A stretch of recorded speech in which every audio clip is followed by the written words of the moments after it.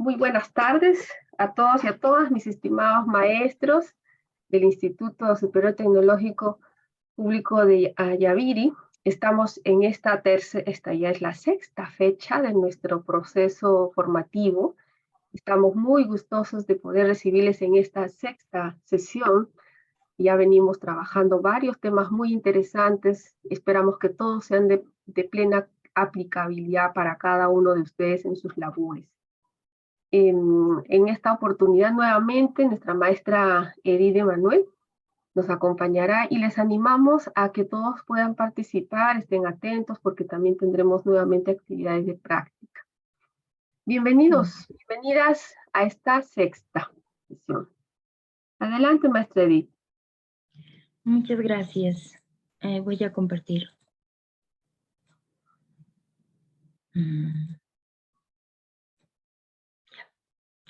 Muy buenas tardes. Entonces estamos en la sexta sesión. El día de hoy vamos a continuar con los instrumentos de evaluación. Este tema es bastante interesante porque nosotros evaluamos, desde siempre hemos evaluado. Lo que pasa es que ahora se hace una incidencia de la evaluación en una formación por competencias. Entonces, los saberes previos. Aquí tenemos algunas preguntas. A ver, voy a apagar esto. Ya está. Aquí tenemos dos preguntas, ¿no? Para ustedes. Dice, ¿se debe calificar en forma cualitativa y o cuantitativa en todas las sesiones de aprendizaje? Entonces, esta es una pregunta que le vamos a solicitar a Brisaida. ¿Cuál es su opinión? Maestra Brisaida.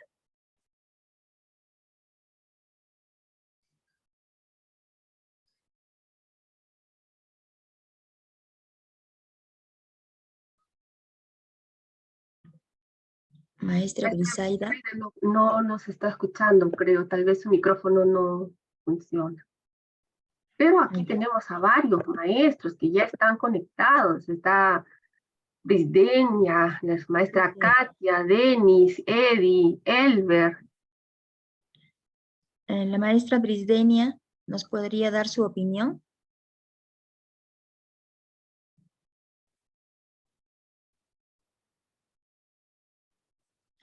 Katia, la maestra Katia Adriana.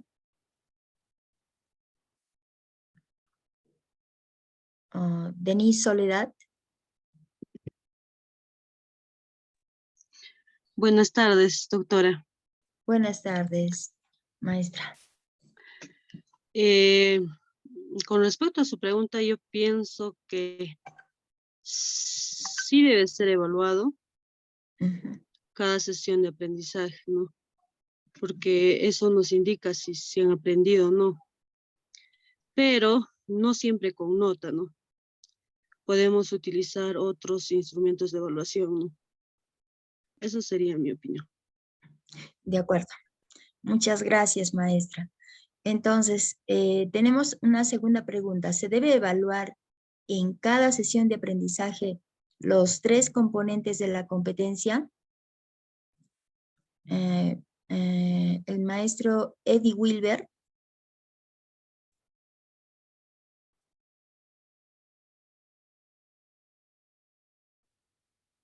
Al maestro Elber.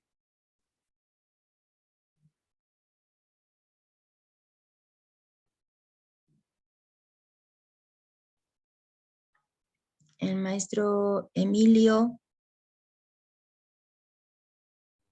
Maestro Gerardo. Sí. Buenas tardes. Buenas tardes, maestro. Buenas tardes, maestra. Buenas tardes con todos. Buenas tardes, colega. Buenas tardes, maestra Edith. Aquí, sí. ¿Yo contesto con la de Gerardo? Sí. Ya, se debe evaluar en cada sesión de aprendizaje los 3 componentes de la competencia. Para mí sí, que claro, no será al mismo tiempo los 3, ¿no? cualquier competencia puede evaluar, porque el aprendizaje tiene que ser integral, ¿no? Esa sería mi respuesta. Sí. Entonces, muchas gracias. Tenemos aquí entonces lo que ustedes nos han compartido es totalmente de acuerdo, estoy con ustedes. La evaluación no necesariamente tiene que llevar impreso un calificativo y sí se debe evaluar en todas las sesiones. Y como dice el profesor Emilio, sí se puede evaluar los 3 componentes en cada sesión, ¿no? Los 3 componentes. Puede ser en forma individual, por ejemplo, todo lo cognitivo, lo actitudinal, ¿no? Y el saber hacer, lo procedimental, o también en una sola observación podemos observar el aprendizaje, ¿no? Entonces, esto es lo que vamos a observar hoy día, ¿no?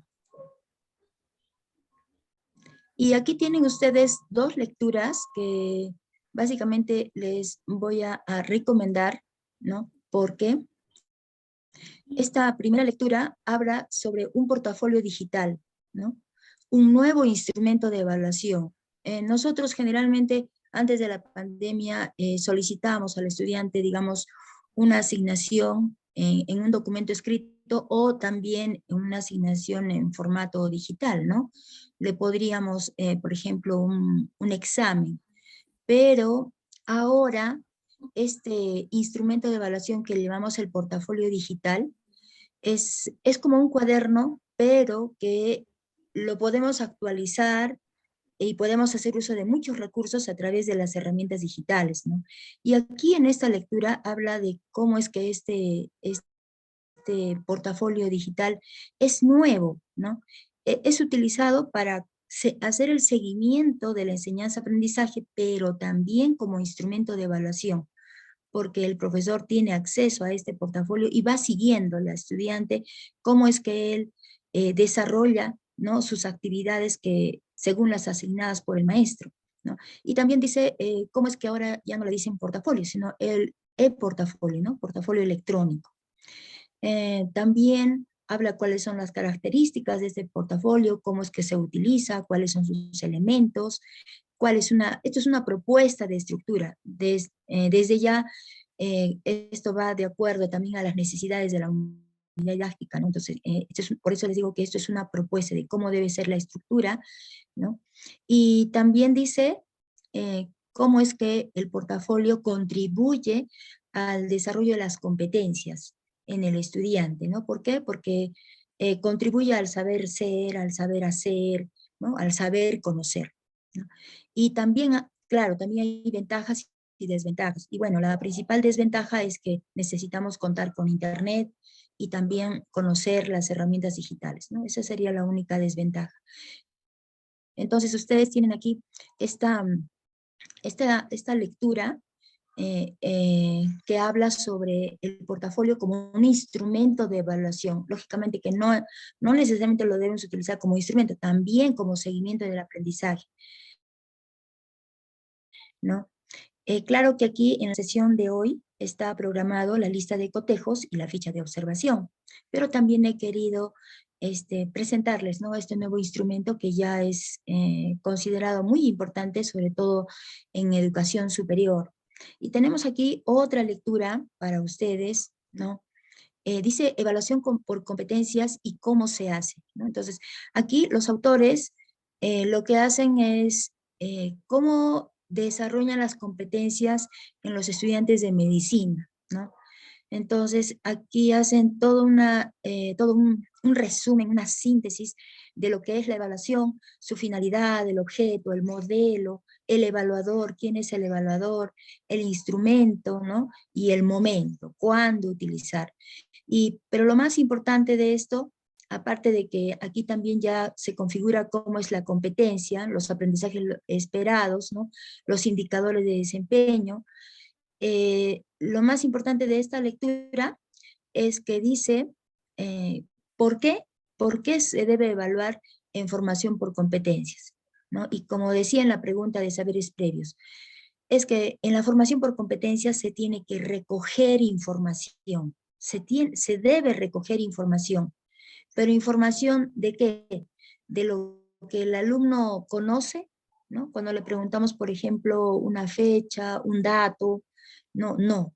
En esta lectura hace hincapié en que se debe recoger información básicamente del desempeño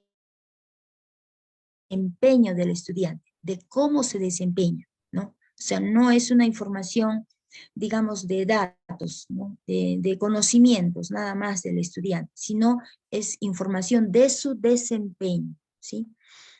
Y entonces por eso me pareció muy importante esta lectura, ¿no?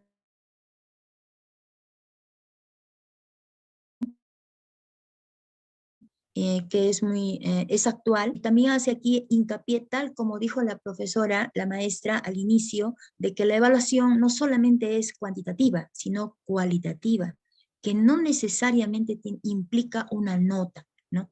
Pero que sí debe ser permanente, y en todo momento nosotros estamos recogiendo información, tal como también el maestro dijo, ¿no? Una de sus metodologías que él utiliza y que para él es su metodología activa, es una comunicación permanente con el estudiante, ¿no? Y bueno, respecto de las metodologías que nosotros utilizamos, esa es la más económica, la más versátil, la más rápida, ¿no? Y es la que nos da resultados en forma inmediata. Hay otras metodologías activas que básicamente nos recomiendan en educación superior, por ejemplo, la metodología de la investigación-acción y la metodología del aprendizaje basado en proyectos, ¿no? Entonces, y bueno, esto también es toda una literatura, es todo un contexto, toda una forma de aprendizaje o la enseñanza-aprendizaje, ¿no? Pero que nosotros a través de la lectura podemos acceder a ella y conocer, ¿no? Cómo es que la metodología de enseñanza-aprendizaje se convierte en activa cuando se centra en el estudiante, cuando se centra en él, ¿no? ¿Y cómo sabemos que se centra en el estudiante? Porque es el estudiante el que emite respuestas, el que emite preguntas, el que responde, el que se sitúa, ¿no? Y el que va, digamos, juzgando y haciendo una situación de crítica de lo que está bien o lo que está mal, ¿no? Entonces, ¿cuál es nuestra labor? Hacer el seguimiento al estudiante, ¿no? O sea, por eso es que aquí en Formación por Competencias, en estas dos lecturas dice que lo que tenemos que evaluar no es la información que conoce el estudiante, sino el desempeño. Pero el desempeño, ¿cómo lo evaluamos? Lo evaluamos cuando observamos lo que hace el estudiante, ¿no? Lo que hace. ¿Y cómo observamos lo que hace? Entonces, eso lo vamos a observar hoy día en la lista de cotejos y en la ficha de observación, ¿no? Y una pregunta importante, ¿no? Que aquí en esta lectura no es muy detallada, pero sí lo puntualiza en qué momento, ¿no? Nosotros tenemos que elegir un instrumento ad hoc. ¿En qué momento? Eso es importante también. Entonces, después de haber visto nuestras lecturas, aquí tenemos un enlace que ustedes cuando ingresen a Canva, ustedes pueden pulsar en este enlace y van a encontrar 10 preguntas, ¿no? A las cuales ustedes van a poder responder según hayan accedido a la lectura. Y ahora sí, la introducción a nuestra sesión del día de hoy. Dice que una sesión de aprendizaje, en lo que estamos tratando el día de hoy, en formación por competencias, requiere del control del proceso de enseñanza-aprendizaje. O sea, no puede haber una enseñanza de formación por competencias si no hay control de ese proceso, ¿no? Si no lo controlamos. Normalmente a veces hacemos un proceso de enseñanza-aprendizaje y observamos que los estudiantes lo hacen muy bien, ¿no? Observamos que lo ha logrado y vemos que de 30 estudiantes, por lo menos 29 lo han hecho bien, salvo que uno ha tenido cierta dificultad, pero que lo ha superado a partir de la ayuda o de la orientación que le he prestado. Entonces yo entiendo que estamos evaluando, pero lo que nos falta es recoger la información. Hay que recoger la información, ¿no? Entonces, cuando recogemos la información, es cuando el estudiante se da cuenta de su nivel de logro alcanzado. Es decir, el docente no es el único que debe conocer el nivel de logro alcanzado, sino también el estudiante. Es por eso que en la recogida de datos lo puede hacer el docente como también el estudiante. Por eso es que en esa lectura dice, ¿no? ¿Y quién es el evaluador? No necesariamente el docente, ¿no? También lo puede hacer el estudiante, ¿no? Pero es importante identificar las condiciones, las características, ¿no? En qué momento lo hace el estudiante y con las disposiciones que diga, ¿no?, el maestro. Entonces, cuando recogemos información, el estudiante se da cuenta de su nivel de logro y además, él en la siguiente sesión, él puede observar su progreso, ¿no? Entonces, es ahí la importancia de la evaluación. Recoger información de cómo va avanzando y luego observar el progreso, ¿no? Tenemos que observar el progreso. Normalmente hace muchos años atrás evaluábamos y poníamos una nota, 10. A la siguiente clase podíamos poner otra nota, por ejemplo, 16. Y observamos, bueno, ya está aprobado. Entonces decíamos que ya estaba aprobado, ese es el objetivo, que esté aprobado. Pero no observamos, no nos deteníamos a pensar en que si había un progreso o no había un progreso.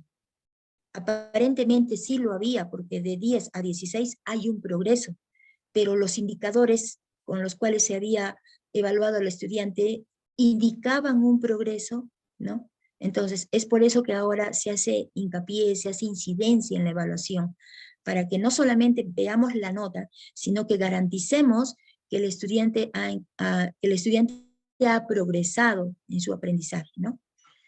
Y bueno, y finalmente, ¿no?, que la evaluación dice que recoge información, pero del desempeño de los estudiantes, de cómo lo hace. Bien, entonces ahora continuamos con la lista de cotejos. En la lista de cotejos tienen aquí 3 características, son muchas más las características, eso quisiera dejarlo en claro, pero nosotros el tiempo que tenemos ahora, ¿no?, es preciso, tenemos 2 horas académicas. Pero lo más importante de la lista de cotejos, o sea, ¿qué hace que nosotros podamos concebir una lista de cotejos? Es que tenemos que definir qué deseamos evaluar. ¿Quién nos va a ayudar a definir? El indicador de logro. Cada vez que queramos evaluar algo, conocer algo del estudiante, siempre nos vamos a orientar en el indicador de logro, ¿no? Y esto nos facilita la tarea, porque antes en las programaciones del sistema por asignaturas que teníamos los maestros, teníamos objetivos, ¿no? Teníamos objetivos, pero ese objetivo no estaba desagregado, era un objetivo, pero no estaba desagregado. En cambio ahora tenemos los indicadores de logro, o sea, tenemos las unidades de medida, a ver qué es lo que va a hacer el estudiante, ¿no? Entonces, por eso dice acá, definir lo que se desea evaluar. ¿Y qué hacemos ahí en definir lo que se desea evaluar? Miramos al indicador.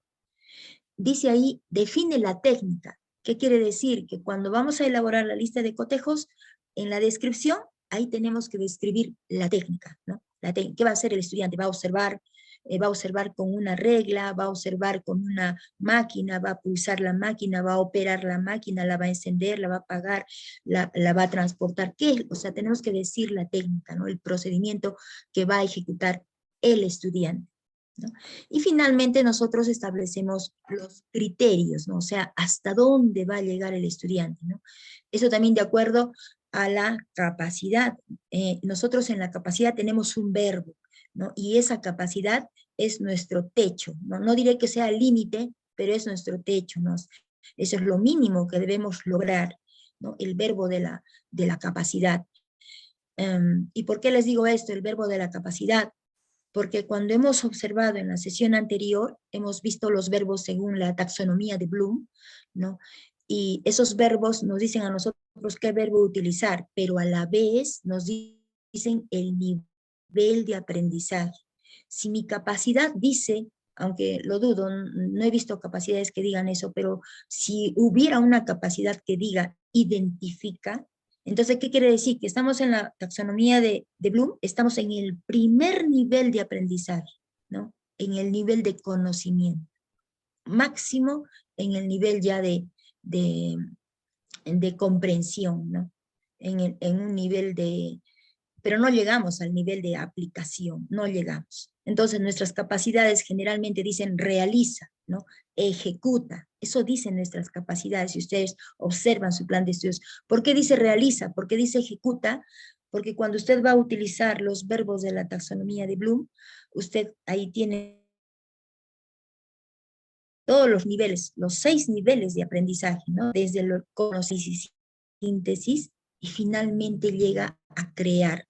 Entonces, cuando usted dice realiza, usted puede utilizar esos verbos en el nivel de aprendizaje de crear, que el estudiante crea algo nuevo, ¿no? Es capaz de innovar. Entonces, eso recordándoles con lo que hicimos la sesión anterior, ¿no? Y entonces, ahora, como les decía nuevamente, para hacer una lista de cotejos hay otras características, pero estas son las más importantes. Y ahora nos vamos a la lista de cotejos. Entonces, a ver, voy a...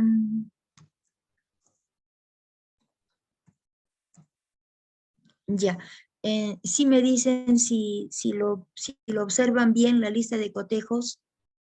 Sí, se ve bien. Sí, maestros. Sí, Entonces, se ve. Doctora. Está bien, se observa. ya. Nuestros instrumentos deben ser, no diré que sean simples, pero que sean muy dinámicos en su utilización, ¿no? O sea, no deben tener muchas cosas, nos deben ayudar a aligerar el trabajo, hacerlo no muy rápido, pero sí eficiente, y que arrojen datos que a nosotros nos interesa conocer, ¿no? Por ejemplo, aquí tenemos el programa de estudios, tenemos el docente, tenemos la unidad y tenemos la fecha, ¿no? Esta lista de cotejos ustedes la pueden utilizar en su Drive, ¿no? Este Drive ustedes lo pueden descargar y colocar periódicamente en la plataforma que ustedes utilicen, no puede ser Moodle o puede ser Classroom, ¿no? Entonces, pero sí, lo podemos utilizar. Entonces, tal como decía en la diapositiva, lo primero que tenemos que hacer es definir qué es lo que vamos a lograr. Entonces, miramos el indicador de logro y nosotros ahí empezamos a describir, presenta los materiales de trabajo requeridos para la práctica de identificación de la estructura y funciones de la célula, ¿no? Porque eso quiere el indicador, que identifique la célula. Entonces yo le digo como criterio, le digo que presente los materiales de trabajo requeridos para la práctica de identificación de la estructura y funciones de la célula. Entonces la escala siempre va a ser sí o no, ¿no? Y esta evaluación, ¿no?, puede ser de forma grupal. ¿Por qué? Porque recordemos nuestro tema transversal que dice que debemos fomentar el trabajo colaborativo. Ya, entonces aquí mi trabajo va a ser en equipos, ¿no? Y como ustedes se darán cuenta, esto de presenta materiales de trabajo requeridos para la práctica de identificación, este criterio no lo voy a utilizar a la mitad del semestre, ¿no? O de repente al finalizar, o sea, no.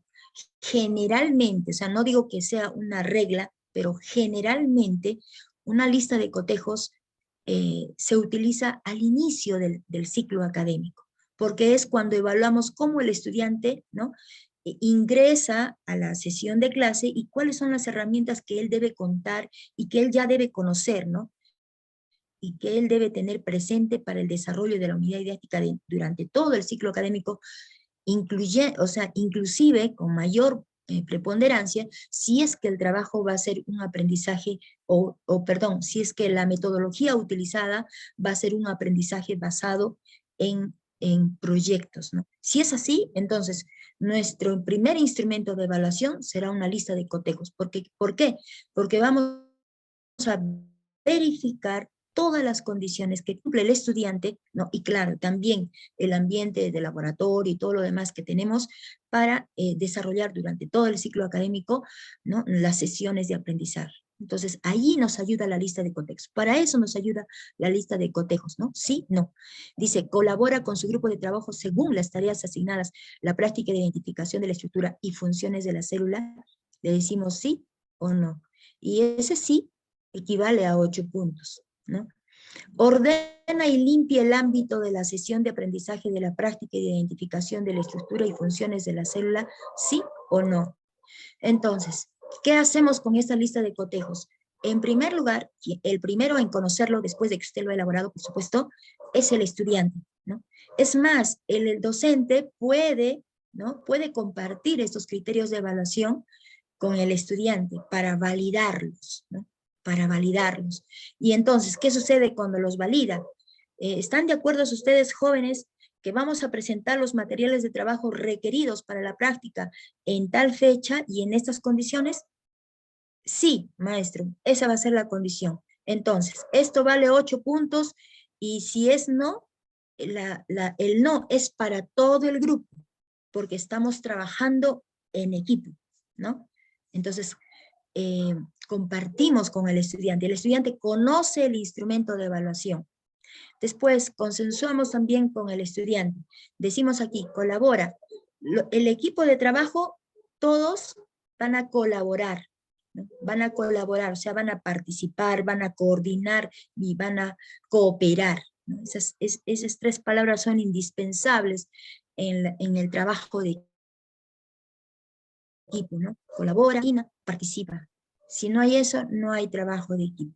Entonces, esto le decimos a los estudiantes, ¿no? Le decimos, este es nuestro instrumento de evaluación, ustedes lo conocen, y aquí tenemos, ¿no? La evaluación es sí o no.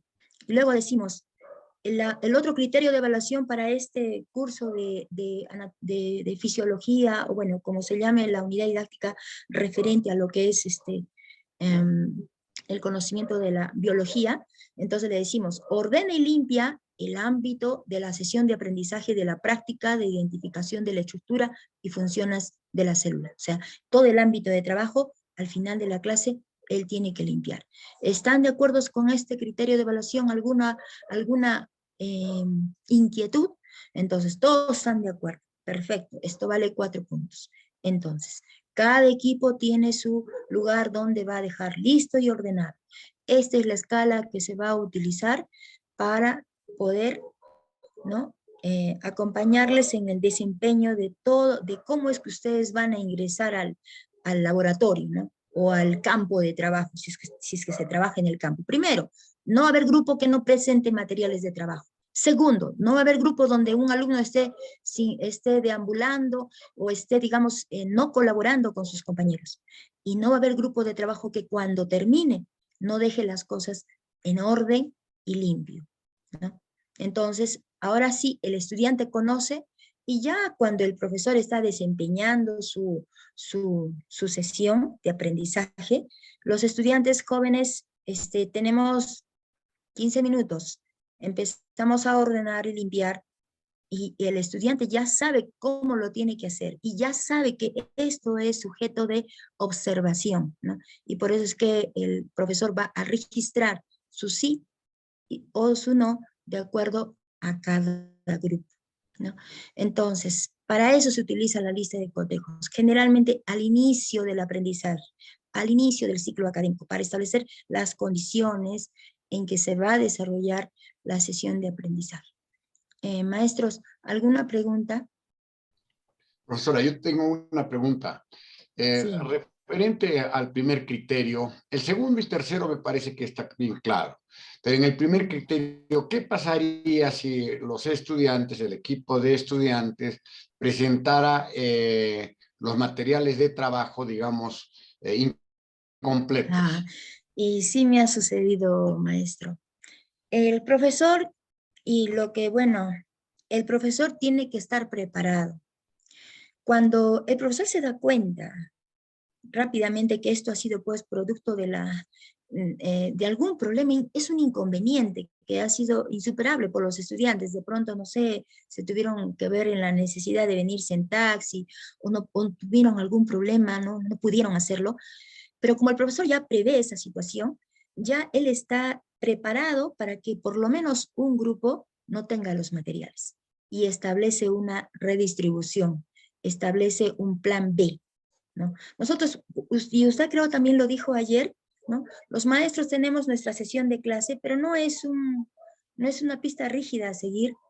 Nosotros nos ceñimos a ella, nos orientamos con ella, pero tenemos a veces decisiones que tomar, ¿no? Y todo docente debe tener siempre un plan B. Si mis estudiantes son 30,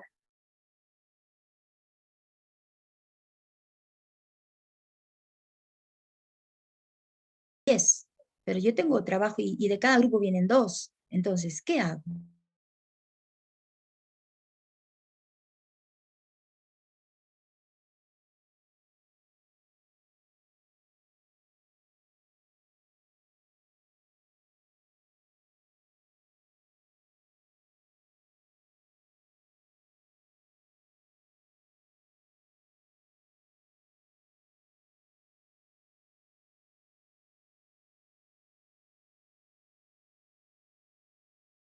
A que él sea, porque no le están poniendo una nota, ¿no? No le están poniendo una nota, pero no lo hizo.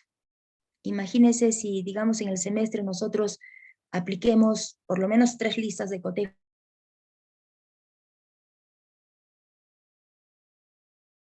¿No? Hay un problema. Pero sí, profesor, nosotros tenemos siempre un plan B en nuestra sesión de aprendizaje. ¿Sí le respondí, maestro? Sí, me respondió en parte, profesora, pero fíjese de que usted está cuantificando ahí, le está poniendo 8, ¿no es cierto? Entonces, si me presenta completo todos los materiales de laboratorio, entonces le pongo 8, pero si me presenta incompleto, le pongo 0, o sea, ¿cómo voy a tamizar esa calificación cuantitativa, profesor Edith? Exacto, justamente, mire, la lista de cotejos, en primer lugar, es un instrumento de investigación, ¿no? Nosotros utilizamos, como somos docentes, en investigación la lista de cotejos, utilizamos también la rúbrica, la ficha de observación o la guía de observación, y estas no están cuantificadas, no lo están, ¿no?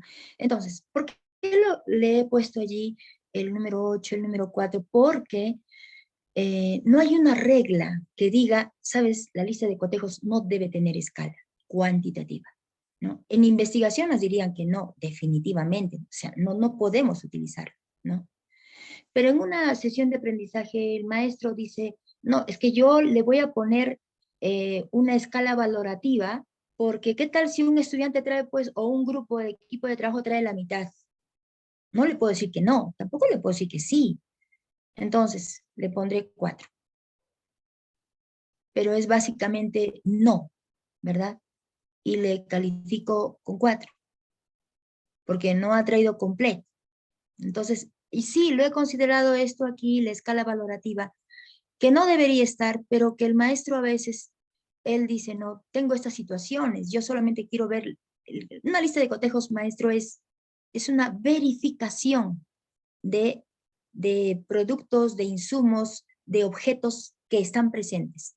Eso es una lista de cotejos.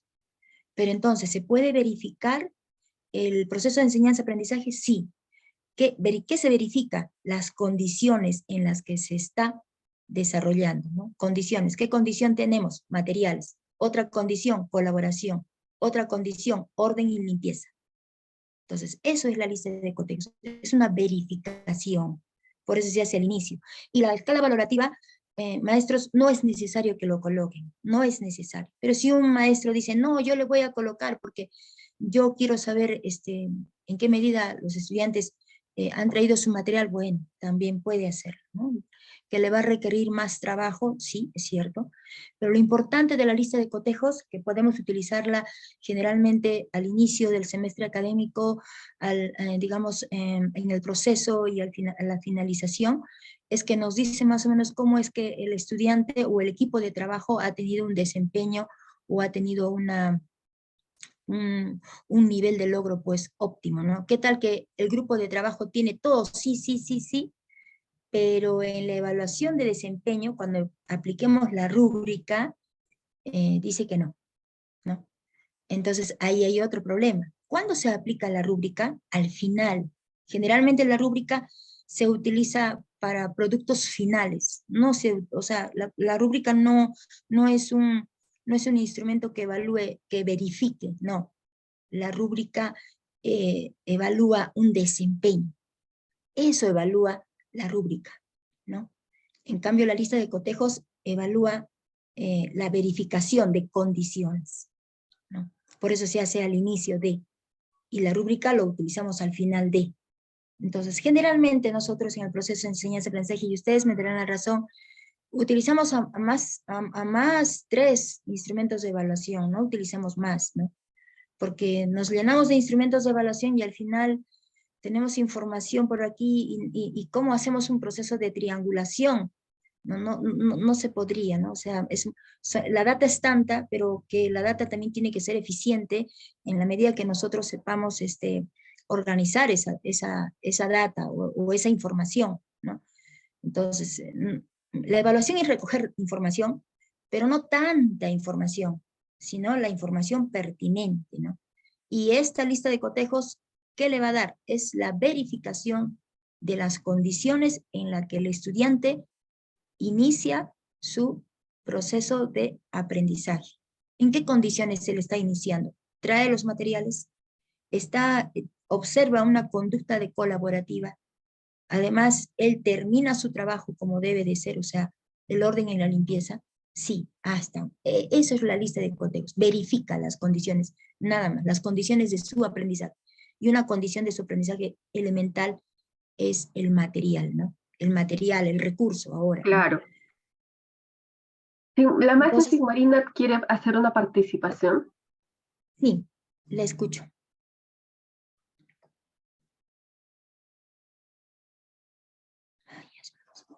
Maestra Sigmarina, puede abrir su micrófono. Buenas tardes, doctora. Sí, buenas tardes, doctora. Buenas tardes. De igual manera, buenas tardes, colegas, con todos en la sala. Sí, para nosotros, en particular para mí, elegir un instrumento de evaluación para medir o para verificar lo que es la actividad de aprendizaje, cómo se está desarrollando, realmente se me hace un poco difícil. Y lo otro, en la experiencia propia, veo que los instrumentos de evaluación que se menciona, en su mayoría lo ponen ficha de observación o lista de cotejo. Creo que esto no debe ser, ¿no?, tan pertinente. Sin embargo, como usted lo ha indicado, debe estar sujeto al indicador de logro. Y justamente la lista de cotejo que nos presenta en este momento, veo que está más orientado a la parte de actitudes o lo que son habilidades, ¿no?, del estudiante. Entonces, porque presenta los materiales, colabora, ordena y limpia, ¿no? Estamos viendo más a la parte de sus actitudes. Y pregunto, doctora, si podría haber los criterios de evaluación como iniciando, desarrolla, participa, resume, no sé si es posible que pudiéramos hacer, porque en los 3 momentos, en lo que son los 3 saberes, por ejemplo, más nosotros venimos a la parte práctica y necesitamos, se nos hace muy necesario plantear instrumentos de evaluación, en este caso, lista de cotejos, orientada a la parte procedimental. Entonces, no sé si estoy en lo correcto, doctora, si estoy equivocado, discúlpeme, gracias. No, al contrario, mire, la lista de cotejos se utiliza al inicio de la enseñanza, del proceso de enseñanza-aprendizaje. Entonces, ¿cuál es su finalidad de la lista de cotejos? Verificar, ¿qué cosa? Las condiciones del proceso de enseñanza-aprendizaje. Entonces, aquí el estudiante, él reconoce, identifica cuáles son los materiales que él va a utilizar, que va a trabajar, ¿no?, para la práctica de la identificación de estructura y funciones de la célula. ¿no? Cuando él dice que estos son mis materiales con los cuales yo voy a trabajar, entonces quiere decir que él ya ha hecho una previa identificación de qué son esos materiales, y él hace ahí, digamos, el recuento de su saber conocer, ¿no? Todavía no del saber hacer, porque es una verificación. En la ficha de observación, es ahí donde nosotros observamos su saber hacer, ¿no? Observamos su saber conocer y observamos su saber ser en el desempeño, ¿no? Digamos, en ese proceso de transición del proceso de aprendizaje, ¿no? Entonces, no les diría yo, hay que utilizar la lista de cotejos a lo largo de todo el ciclo académico, ¿no? ¿Por qué? Porque es una verificación de condiciones nada más, de las condiciones materiales, físicas, y además de recursos, ¿no? Como las TIC, que tiene el estudiante para desarrollar su proceso de aprendizaje. Por eso le he puesto este ejemplo. Si usted le pone aquí, por ejemplo, algo relacionado, básicamente ya con el desempeño o con el momento del desarrollo de la sesión de clase, entonces la lista de cotejos ya necesitaría aquí, donde está observando que le estoy sombreando, necesitaría una descripción, ¿sí? Porque aquí le puedo poner, lo podemos escribir, ¿verdad? El criterio de evaluación, le podemos escribir acá, describe los materiales de trabajo requeridos para la práctica, le podemos colocar en relación al indicador, porque queremos que el alumno pueda escribir y además exprese su saber conocer. Y digamos que él lo describe, pero que hay algo que el estudiante no lo tiene claro, pero yo tengo que decidir o sí o no. Entonces, aquí en esta columna tendría que hacer una pequeña especificación, que el grupo, ¿no? Que el equipo de trabajo o que el estudiante necesite un refuerzo, o lo hace con estas condiciones, o de repente yo tengo que hacer un apunte sobre qué es lo que yo debo mejorar aquí para que no este criterio de evaluación se dé. Entonces nos damos cuenta que ya deja de ser una lista de cotejos, ¿no? Una lista de cotejos solamente es para verificar en qué condiciones se encuentra el estudiante en su proceso de enseñanza-aprendizaje, ¿no? Y dice así, sí, no, nada más. Para eso sirve la lista de cotejos. Entonces, pero su inquietud de cómo podemos evaluar la parte procedimental del estudiante, ¿no? Lo podemos ver aquí, en la ficha de observación. Ahí sí lo podemos observar lo que usted dice, ¿no? ¿Y qué debemos tener en cuenta? Describir los elementos contextuales de referencia, o sea, todo lo que implica el desarrollo de la sesión de aprendizaje, el laboratorio, los materiales, lo que hacen los estudiantes, ¿no? Cómo lo hacen, cuáles son los desempeños específicos que debe hacer el estudiante. Y además, finalmente, definir el objeto de evaluación. ¿Cuál es el objeto? ¿No? Porque el estudiante puede ingresar al laboratorio de enfermería y ahí tiene pues varios recursos, instrumentos, materiales. Pero nosotros tenemos que definir un solo desempeño, ¿no? Un solo desempeño en el cual vamos a incidir en la sesión de aprendizaje. Y acá creo que responde a su inquietud, maestra. Por ejemplo, mire, ¿qué diferencia habría entre la ficha de observación y la lista de cotejos? Porque es lo mismo. El criterio, el sí, no, sería una lista de cotejos, pero ¿cuál es la diferencia? ¿No? La descripción o argumentos. Entonces ya no es una lista de cotejos, nada más yo no quiero verificar, ¿no? Las condiciones en que se encuentra el estudiante. Además, quiero hacer lo que usted dice, ¿no? Quiero describir, quiero argumentar cómo es que el estudiante desarrolla su proceso de aprendizaje, ¿no? Y tal como le decía, esto es sí y no. Digo que no, porque sí ha planificado el estudiante, ha establecido, ¿no? Ha cumplido con el cronograma, ha cumplido con las metas, pero, ¿no? Pero los procedimientos utilizados para lograr las metas, pues han tenido ciertas deficiencias. Entonces, ahí esta es la descripción o argumentos que hace el docente, ¿no? Igual aquí, para hacer esa tarea, nosotros básicamente al estudiante, cuando vamos a verificar su aprendizaje, siempre partimos de la planificación. Eso lo he puesto ahí, planificación, para poder que ustedes lo puedan observar, ¿no? Incidir en eso. Después de la planificación seguirá pues la organización y ejecución, cómo es que el alumno, el estudiante se organiza en su equipo y además cómo lo hace, ¿no? Ahí va la organización y la ejecución. Y un tercer criterio es la valoración de los productos de calidad. Cómo es que el estudiante valora lo que él está haciendo, ¿no? Cómo es que también el docente y el estudiante valora los productos que se están logrando, que se está desarrollando. Entonces, en la descripción, aquí sí nosotros vamos a tener en cuenta eso que usted dice sobre lo procedimental, el ser, el hacer, o el conocer, ¿no? Y aquí nosotros podemos establecer también con el estudiante, ¿no? Establecer con el estudiante antes de iniciar el proceso de enseñanza-aprendizaje y decir, esta es la descripción que ustedes deben lograr, ¿no? El criterio de evaluación es la planificación. Todos vamos aquí a planificar porque estamos trabajando con una metodología de aprendizaje basado en proyectos. Y para que haya un proyecto, en primer lugar, tiene que haber una planificación. Entonces, ¿quiénes van a planificar? ¿El docente o el estudiante? ¿No?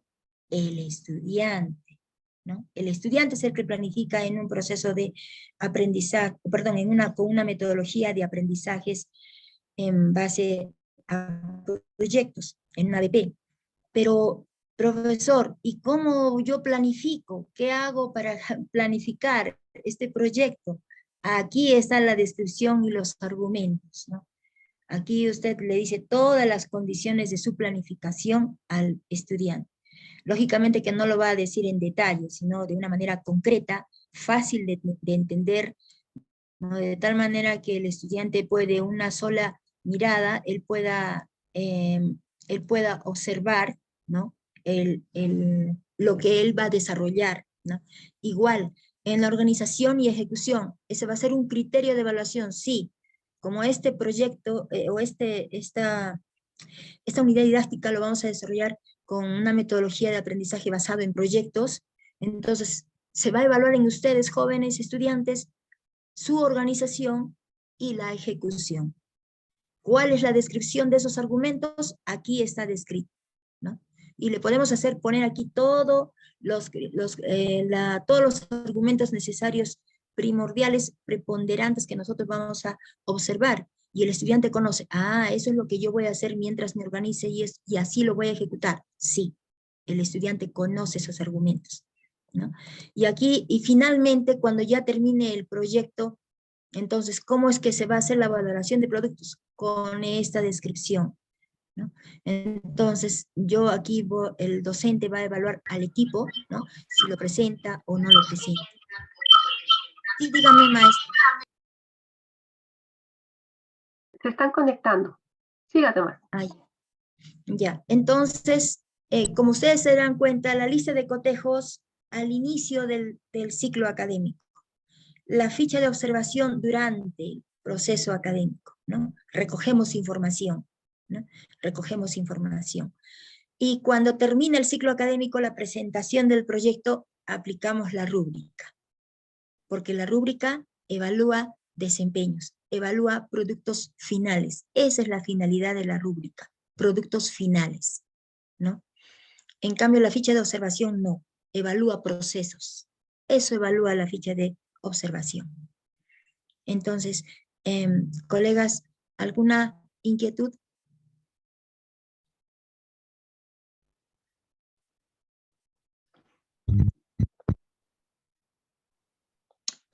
Profesor Gerardo. Maestra, doctora Edith, buenas tardes. Colegas, buenas tardes. Buenas tardes. La evaluación es muy complejo en el proceso de la enseñanza-aprendizaje. Y, doctora, quedó bien claro su exposición, pero quiero comentar un hecho real que está pasando en la educación peruana. Claro, claro que sí, te escuchamos. Doctora, la educación básica regular también utilizan los instrumentos de evaluación por competencias. Porque está mencionando ficha de observación y rúbrica. Pero yo me pregunto, en la realidad que los padres han sufrimos, el estudiante termina su educación secundaria con estos instrumentos que usted está exponiendo y no puede ingresar a la universidad. Y el estudiante estaba sujeto a prepararse en la academia. Y en la academia, el docente utiliza un instrumento de evaluación anecdotario, a diario, ¿no? Consiste en una ficha que el docente alcanza a diario, registra su participación y también realiza una observación en su ficha y en eso a diario firma el docente cómo ha progresado. Y por ejemplo, yo soy profesional de ciencia exacta, de números. El docente, y a mí me han formado, en programación, por ejemplo, hay varios obstáculos. En el proceso tiene que demostrar al estudiante. Entonces, el docente debe saber preparar su evaluación con niveles. Entonces, ese nivel, digamos, en solucionar el problema puede ser al inicio, o si no está el intermedio, al final. Entonces, el estudiante debe tener conocimiento, conoce, estudia, lee, y recién se puede observar, se puede percibir su desempeño en cualquier laboratorio dentro de la ingeniería. No sé si estoy equivocada, doctora. ¿Cómo puede comentar esa relación? Educación básica, superior y academia, cuando utilizan sus instrumentos para saber si el estudiante no aprendió. Ya. Lo que usted ha observado, claro, es lo que nosotros vemos materialmente, ¿no?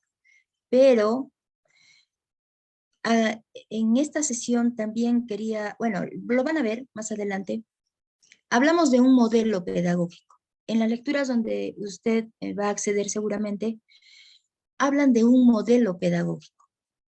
Este instrumento por sí mismo no garantiza que el estudiante o que yo esté haciendo una formación por competencias y que el estudiante va a lograr un alto nivel de desempeño y vaya a ser competitivo. No garantiza. Cuando los docentes no hayamos desarrollado un modelo pedagógico, ¿no? Por ejemplo, en la escuela básica o en el nivel básico, cada estudiante enseña, cada docente enseña, pero no comparte con sus compañeros el conocimiento que están compartiendo o transfiriendo, ¿no? No los comparte. Cada uno es una isla. No hay modelo pedagógico. No hay base, por lo tanto, para el estudiante. No tiene base. Por lo tanto, no sabe trabajar en equipo. Trabajar en equipo es dividir una tarea. Tú traes la cartulina, tú escribes esto y yo hago el dibujo. No es trabajo en equipo, porque para que sea trabajo en equipo, tiene que haber coordinación, colaboración y participación, ¿no? Entonces, para empezar, nuestra escuela pues está empezando en ese tema de la formación por competencias, pero básicamente los maestros lo dicen. Solamente hemos cambiado objetivos, pero es lo mismo, ¿no? No estamos todavía en ese tono de la formación por competencias. Entonces, a nosotros de educación superior, que ya nos dicen que tenemos que evaluar desempeños, pero ya son desempeños del ámbito laboral, ya no son desempeños, digamos, de saber hacer una operación, un desempeño de saber hacer, hazme un aspa de molino, es un desempeño, ¿no? Aislado, hazme el aspa de molino, o de repente un desempeño, tú vas a exponer los principales autores en el Perú en el tiempo de la República, ¿no? ¿Cuál es la literatura del tiempo de la República? A ver qué tal lo expones. Lo expones muy bien, tienes soltura, tienes desenvolvimiento, y los maestros de formación básica dicen que eso es competencias, ¿no? ¿Pero por qué? Porque estamos recién ingresando a la formación por competencias, pero ingresamos a la formación por competencias con el concepto de qué es capacidad, concepto qué es competencia. Ingresamos a la formación por competencias diciendo, este es el verbo, este es el indicador, esta es la condición, esto es la capacidad, ¿no? Pero formación por competencias, todo eso que hemos visto es solamente el inicio. La formación por competencias es cuando todos los docentes nos reunimos aquí, los del programa de estudios de producción agropecuaria, agropecuaria, ¿no? Y decimos, yo voy a enseñar ofimática. Tú vas a enseñar, ¿cómo le llaman a ese curso de topografía, ¿no? De estación, ayer estábamos viendo esa unidad didáctica.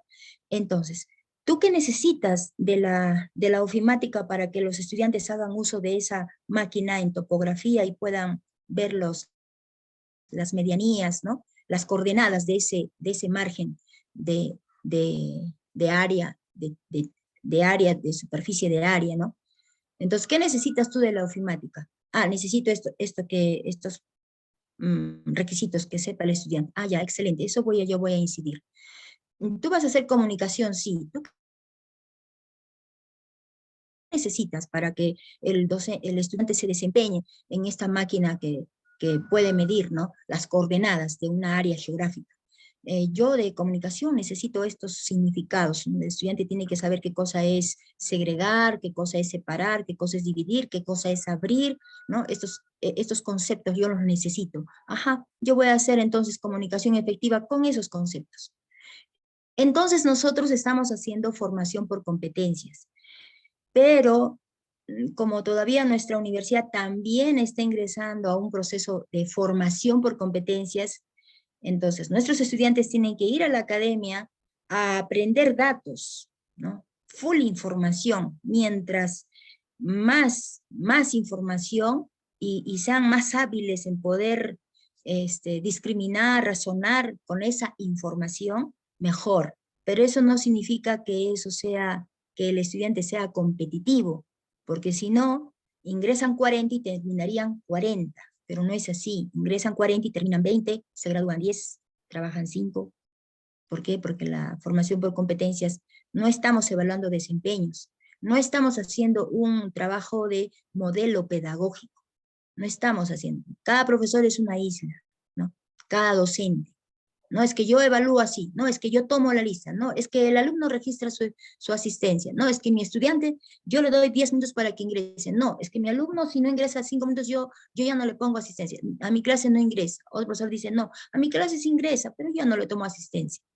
Entonces seguimos así en un trabajo individualizado, ¿no? Personalizado del docente. No hay un modelo pedagógico. Para que haya una formación por competencias, finalmente se debe construir todo un modelo pedagógico, ¿no?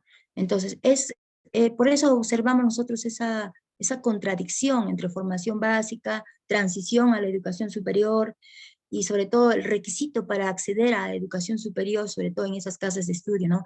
que son muy buenas casas de formación, pero el requisito que les están pidiendo no son desempeños, a ellos les están exigiendo información, no son desempeños, o sea, no ingresa el que sabe estudiar, no ingresa el que tiene datos, ¿no?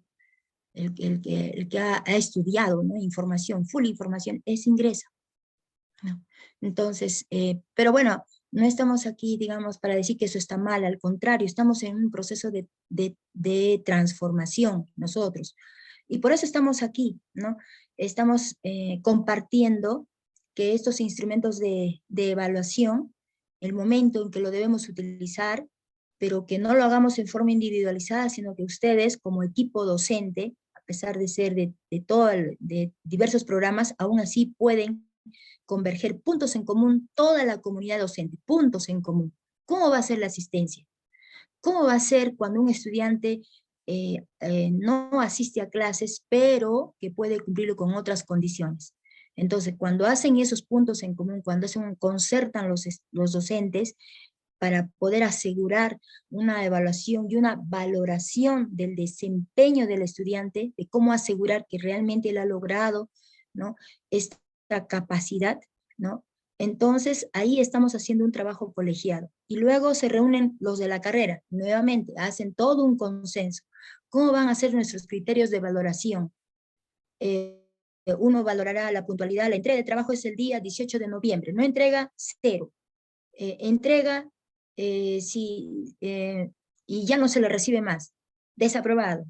Otro docente dirá, no, nosotros vamos a utilizar un criterio de evaluación, ¿no? Que va a tener un punto límite, ¿no? Pero que al estudiante se le va a informar periódicamente de su resultado de evaluación, que él vea sus notas todos los días, que lo vea. Él ve su nota y dice, ¡ah! Y así estoy, profesora, sí, así estás, ahí están tus notas. ¿Puedo ver mis notas? Sí, los puedes ver, ahí está, toma. Ahí tienes la rúbrica o tienes la ficha de observación y aquí están tus notas. Profesora, pero esto es en grupo, sí, pues ahí tienes 10 porque no has traído el material, pero es del grupo. Pero profesor, nos vemos perjudicados. No, no va a ser así, porque van a tener que coordinar. Definitivamente tienen que coordinar. Bueno, es una primera nota, pero en la siguiente tienes que mejorar. Profesor, ¿y lo podemos mejorar? Sí, lo pueden mejorar. Pero hay tiempos, ¿no? Tampoco cuando ellos quieran, sino hay tiempos. Entonces, ellos ven su nota, conocen la herramienta al inicio del proceso de enseñanza-aprendizaje. Conocen. Jóvenes, esta es la herramienta. Herramienta 1, herramienta 2, herramienta 3. Lista de cotejo, ficha de observación, rúbrica. Son las condiciones para que ustedes puedan ya saber cuáles son sus expectativas, ¿no? Y informarle al estudiante todos los días, aquí está, tú registra tu asistencia y ve tu nota, ahí está, final. Es más, el docente dice, tú, asistente, ¿puedes ir a verificar la evaluación de toditos? Sí, profesora, sí, ya, todo lo he hecho, todo lo he verificado, y ahí están las notas. Profesora, ¿podemos sacarle una imagen? Sí. Y el estudiante se motiva, porque conoce los resultados de su evaluación, conoce, ¿no? Y siempre quiere competir, ¿no? Quiere competir, porque el instrumento de evaluación tiene muchas virtudes. Cuando, claro, cumplimos ese requisito de presentarle al estudiante. Normalmente el estudiante no conoce el instrumento de evaluación, no lo conoce. Se entera en el momento de ser evaluado, ese día se entera, ¿no? En el momento de presentar su producto, ese día se entera de la rúbrica, ¿no? Entonces, eso nosotros nos falta mejorar, y el trabajo colegiado de los docentes, establecer puntos en común. No todos van a evaluar de la misma manera, porque las unidades didácticas tienen cada uno sus requerimientos, pero todo el Instituto Superior de Ayaviri, toda la comunidad docente, se ponen de acuerdo en puntos en común. Y luego, cada programa de estudios también va a tener sus puntos comunes de evaluación, ¿no? Entonces, están formando un modelo pedagógico de cómo enseñar, de cómo evaluar. Claro. Y el estudiante se va formando de esa manera. Maestra David, entonces, este proceso de sincronía o de sincronización, digamos, ¿no? De estos criterios, de estos modelos, debería darse al momento de hacer nuestra planificación semestral o incluso más atrás, ¿no? Como con nuestro país. Y sí, y nosotros sabemos ahora, ¿no? El Ministerio de Educación, cuando nos vaya a evaluar, nos va a pedir nuestro portafolio con las 16 sesiones de aprendizaje, ¿no? ¿Qué quiere decir esto? Que lo debemos tener listo antes de iniciar el semestre académico. Es un trabajo harto difícil, pero eso garantiza que nosotros los maestros durante el proceso de enseñanza-aprendizaje vayamos más dispuestos a atender al estudiante, ¿no? Porque el trabajo es muy recargado. Cuando vamos preparando clase, ¿no? Y vamos desarrollando, y vamos evaluando, y vamos ¿no? atendiendo las contingencias, porque hay contingencias en el proceso de enseñanza-aprendizaje. Los hay mucho más que en una industria, en una procesadora, mucho más. Hay muchas contingencias a las que atender, entonces es agotador, ¿no? Pero si ya está toda nuestra plataforma implementada, no tenemos Moodle, tenemos Classroom, y si ya tenemos nuestros sílabos, y si ya tenemos nuestras herramientas de evaluación, y si ya tenemos todos nuestros recursos, la bibliografía, ¿no? Una lectura por cada sesión de aprendizaje, toditos ahí, las 16 lecturas, ¿no? Entonces, ya tenemos todo eso, y ¿qué vamos a hacer durante el proceso de enseñanza-aprendizaje, durante todo el ciclo académico? Nuestras sesiones de aprendizaje van a ir por más, no diré más ligeras, ¿no? Porque hay que evaluar, hay que recoger información, mantener el registro de evaluación, ¿no? Al día, ¿no? Tenemos 2 registros, el registro de progreso académico y el registro de evaluación final. Es harto, bastante trabajo, ¿no? Y bueno, la tecnología nos ayudará en algún momento de que todo esto se automatice. Pero mientras, nosotros tenemos que evaluar el desempeño de los estudiantes con estas herramientas, pero la condición para que dé resultado es que el estudiante lo conozca antes de iniciar el proceso académico. Claro. Antes. Maestra, el profesor Gerardo quiere participar. Está abriendo el micrófono. Adelante, maestro. Gracias, maestra Seri. Gracias, doctora Edith, por sus conocimientos y su referente. Y yo lo quiero comentar. A veces los modelos pedagógicos que imponen las autoridades del Ministerio de Educación un poco nos confunden. Cuando se practicaba en educación superior, le comento, nosotros teníamos bien identificados lo conceptual, lo procedimental y lo actitudinal. Y eso integralmente se debe evaluar y se contextualizaba, ¿no? Integralmente, ya usted lo ha complementado, sugiere por cada programa de estudios. Claro, cada programa o cada carrera busca lograr un perfil profesional. Entonces, yo lo veo en la vida práctica real, a veces al estudiante, lo exijo los 3 niveles, ¿no? Conceptual, procedimental y actitudinal. Entonces, yo sí estaba equivocado de que al final, o sea, en cada etapa del contenido del tema se evaluaba eso, ¿no? Y siempre al último al estudiante se le daba las oportunidades para que demuestre cuánto aprendió. Y usted ahora lo aclaró bien, doctora Edith, de que todo depende del modelo pedagógico que vamos a elegir. A eso no sé si estoy equivocado, lo que es la gestión pedagógica también, ¿no? Sí. Porque vamos a lograr todo nuestro proceso académico en el semestre que nos corresponde desarrollar una unidad didáctica. Gracias, doctora Edith, por sus aclaraciones. Me quedó bien claro cómo se debe llevar todo este proceso de enseñanza y aprendizaje y cómo terminamos en el instrumento de evaluación. Nada más, doctora. Gracias. Gracias a usted. Aquí tenemos una consulta. Yo he hablado de 16 sesiones, ¿no? Lo hago en referencia a las semanas. ¿Qué tal si un docente tiene 3 sesiones por semana? Exagero, ¿no? O tiene 2 sesiones, o 2, su horario está en 2, el lunes y viernes. Cada reunión con el estudiante obedece a una sesión, cada reunión, porque cada reunión tiene su inicio, su desarrollo y su cierre, ¿no? Entonces, sí debemos, sí, las sesiones de aprendizaje no dice que no sea necesario por cada semana, es por cada sesión de aprendizaje, por cada sesión. Yo digo 16 sesiones porque son 16 las semanas que tiene pues el semestre académico, por eso lo digo, pero no necesariamente que tiene que ser solamente 16 sesiones, nada más, no. Es de acuerdo a la unidad didáctica. La maestra Sigmarina también levanta la mano. Adelante, maestra.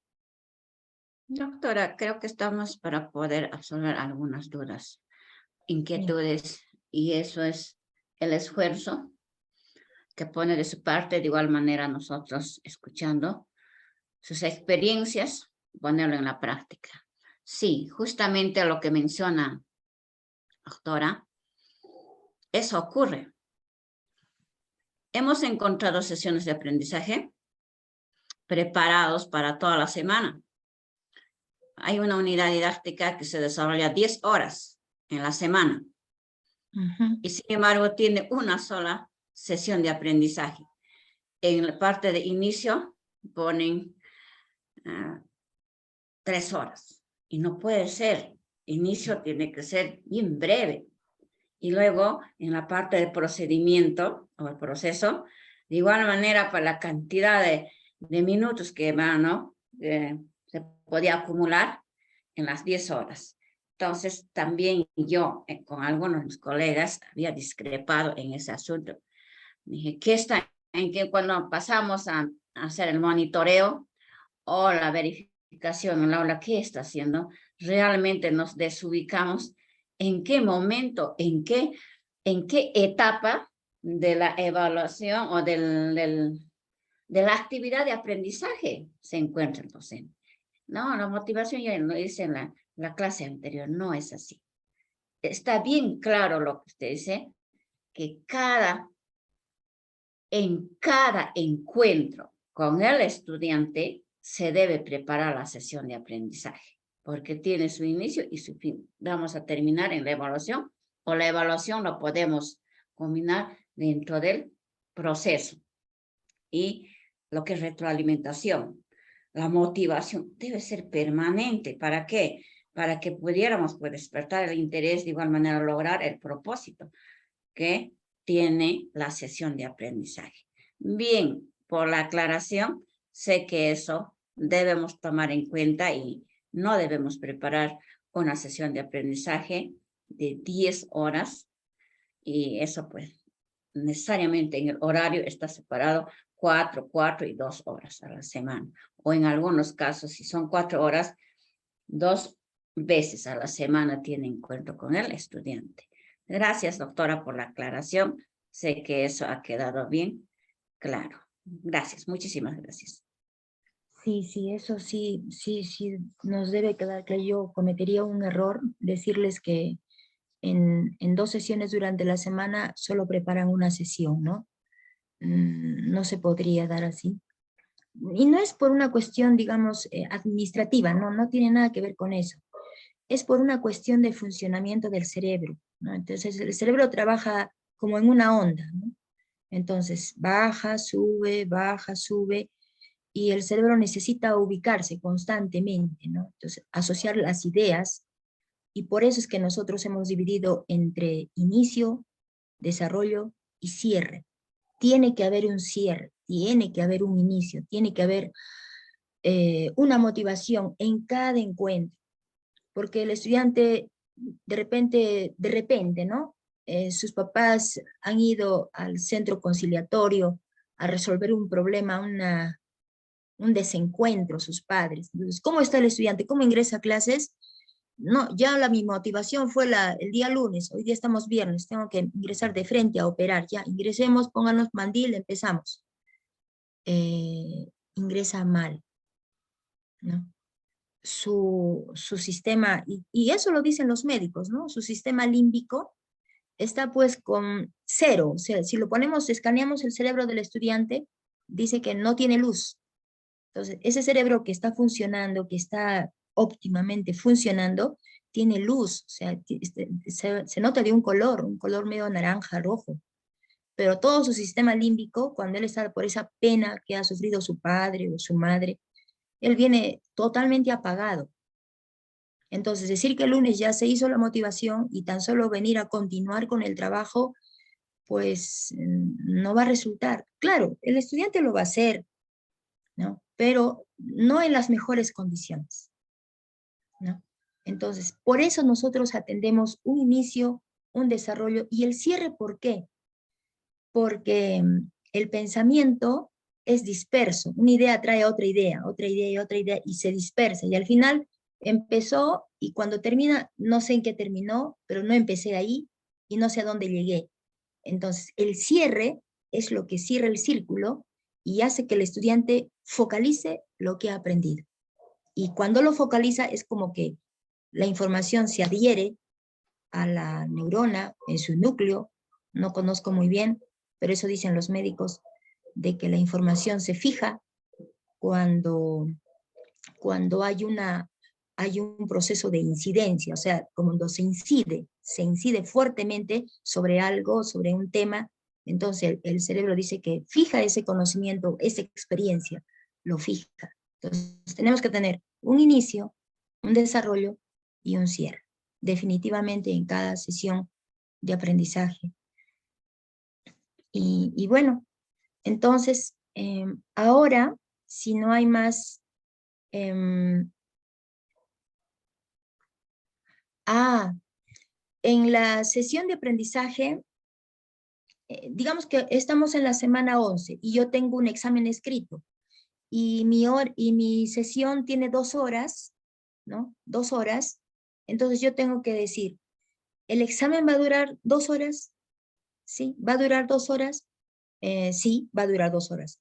Entonces yo en esa sesión de aprendizaje, básicamente lo que yo voy a hacer es utilizar un formato, ¿no?, en el cual yo disponga a los estudiantes para su examen, ¿no?, y les dé todo el material necesario y al final los estudiantes puedan entregar su examen. Pero básicamente no es una sesión de aprendizaje, es un examen, como su nombre lo dice, ¿no?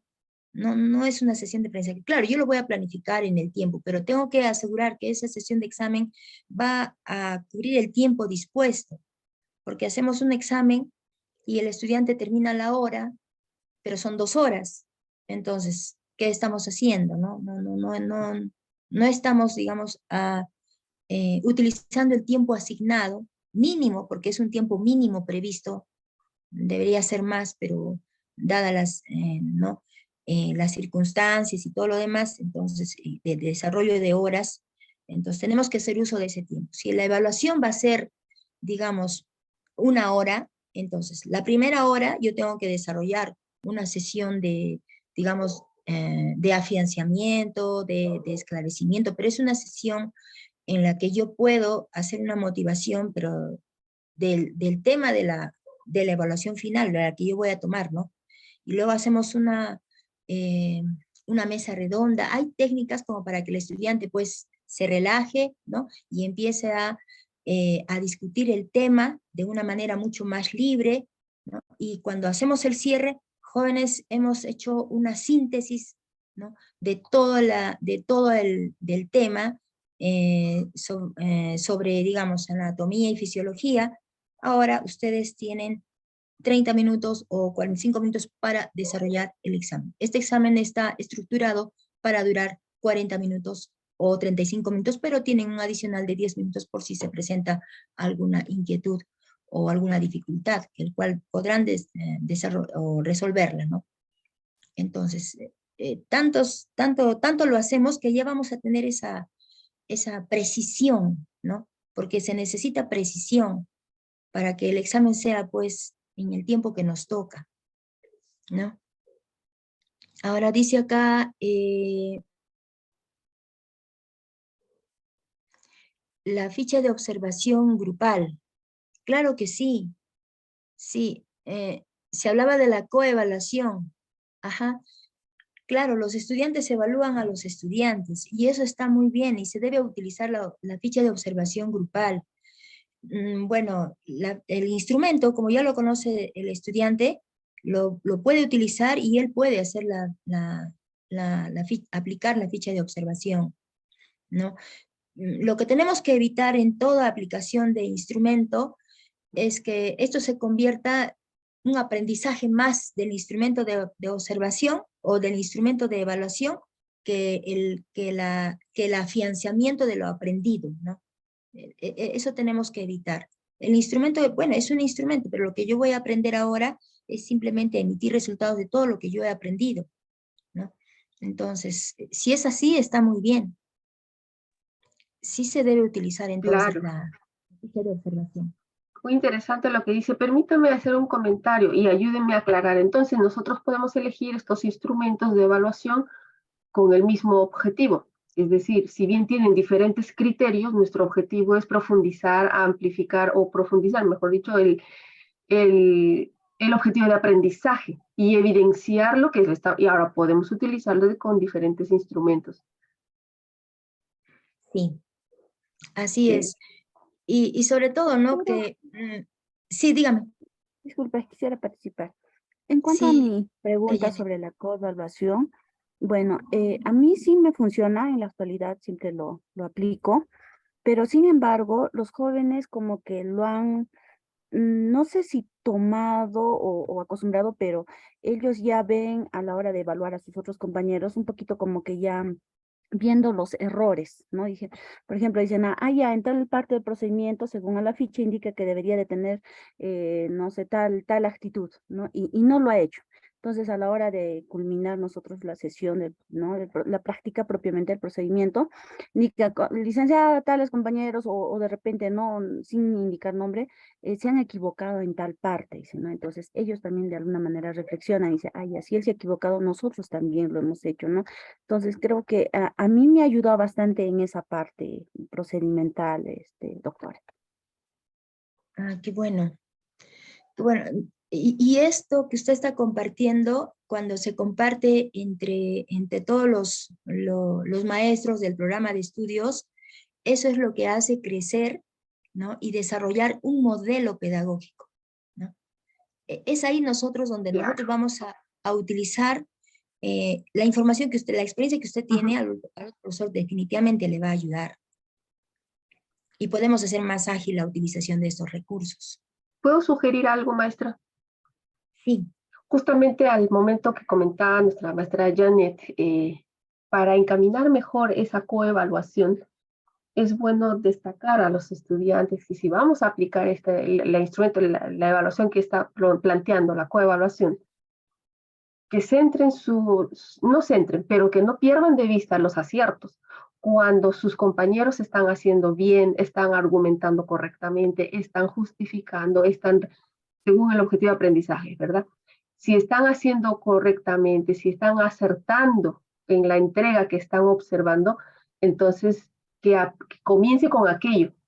Y en segundo lugar o en un segundo momento, que identifiquen los errores, las fallas, porque sí es cierto que incluso cuando nos toca a nosotros, vamos a evaluarnos todos y cuando te toca a ti también te evaluaremos. Entonces ya todos estamos viendo en dónde falla. No es con mala intención, pero sí es más fácil ver la falla y a veces es poco fácil o dejamos pasar los aciertos que también son buenas prácticas o buenos ejemplos para destacar de lo que estamos observando. Y eso nos va a permitir mejorar entonces los criterios, ¿no? O la descripción de los argumentos, estos criterios, eso nos permite definir, ¿no? Y si es una rúbrica, nos permite definir inclusive la descripción de cada condición, ¿no? Una rúbrica utilizada el año pasado a la rúbrica de hoy, de este año, va a estar con una mejor descripción, porque vamos a ver otras habilidades que el estudiante hizo y que nosotros no lo tomamos en cuenta, ¿no? Cuando somos muy, muy observadores. Muy bien, colegas, compañeros, díganme ustedes si hay alguna otra inquietud. Creo que está quedando bastante claro. Ya. Entonces ahora vamos a ingresar a la sala por programas de estudio igual, ¿no? Pero ¿qué es lo que ustedes van a elaborar? Van a elaborar una ficha de observación y una lista de cotejo, ¿no? Pero haciendo referencia a su indicador de logro, ¿no? Yo les he puesto acá 3, justamente para poder ver el progreso, ¿no? Planificación, pero de planificación puede haber hasta 3 o 4 criterios de planificación. De organización puede haber hasta 3, de evaluación puede tener 2, 3, pero les he puesto uno de cada uno, que ustedes lo pueden dispersar, de tal manera que la descripción sea un poquito más a detalle, ¿no? Puede ser más a detalle. Igualmente, en la lista de cotejos, les he puesto 3 porque son los más álgidos, ¿no? Los puntos álgidos. El material, la organización del estudiante y bueno, todo lo que implica la seguridad, ¿no? Siempre hay que cuidar ahora con esto de la pandemia, ahora ya no solamente se nos exige, digamos, el aprendizaje sin tomar en cuenta la seguridad del estudiante, ¿no? Entonces, estos son los puntos más álgidos que siempre los debemos considerar, pero ustedes pueden obtener más criterios, más, ¿no? Eso de acuerdo a la unidad didáctica en la que van a desarrollar. Entonces, participamos en cada sala y van a elaborar una lista de cotejos y una ficha de observación. Estos mismos insumos van a servir para elaborar la rúbrica de la semana que viene, o sea, el mismo contenido. En la rúbrica no debemos cambiar de contenido. Si han elegido un indicador de logro, con ese mismo indicador de logro que han elaborado su lista de cotejos y su ficha de observación, con eso mismo vamos a elaborar nuestra rúbrica, ¿no? Para ver cómo es que la rúbrica nos ayuda a consolidar y cómo es que la rúbrica es un instrumento de finalización o de logro o de producto, ¿no? ¿Alguna inquietud? Queda claro, entonces lo he dejado indicado en el chat. Hay que preparar una lista de cotejo y una ficha de observación. Las salas ya están generadas. Entonces, ¿cuántos minutos nos vamos, maestra? En relación a lo que ayer hemos trabajado, entonces tenemos 15 minutos, son Ya. 17:33, tenemos 15 minutos 15 para elaborar. minutos. Muy bien. Entonces, como ya saben, las salas tienen numeración, están indicadas en el chat. Todos pueden acceder directamente. Si no lo pueden lograr, por favor nos avisan. Sugerimos que los maestros, los equipos, uno de los integrantes puedan compartir la imagen a través de un soporte. Puede ser Word, puede ser PowerPoint, un Excel, de manera que luego lo puedan mostrar. Listo, nos vamos 15 minutos.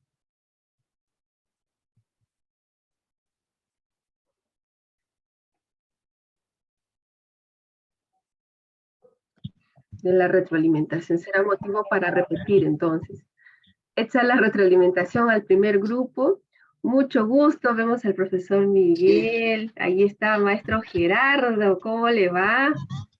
Maestra, uy, estaba Edwin hace un momentito, ya no lo veo. Ahí está Elber, ¿cómo le va? Rommel, también lo estamos viendo.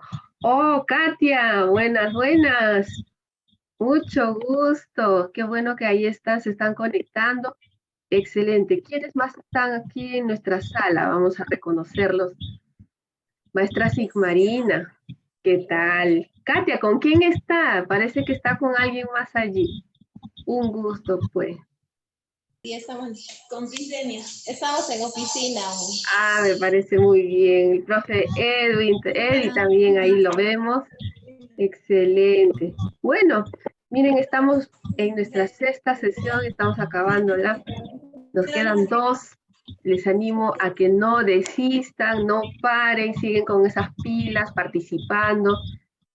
Sí, es muy importante. Recuerdo también a todos los que no han podido ingresar a la sala, si tienen dificultad al Canva, avisen, escriban por el WhatsApp para poder ayudarlos al acceso.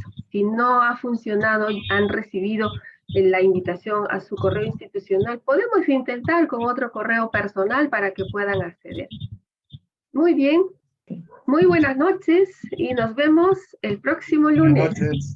Chao, chao. Buenas noches. Buenas noches. Muy Buenas noches, maestra. Ahí regalamos un aplauso a nuestra maestra que nos ha atendido el día de hoy. Sí.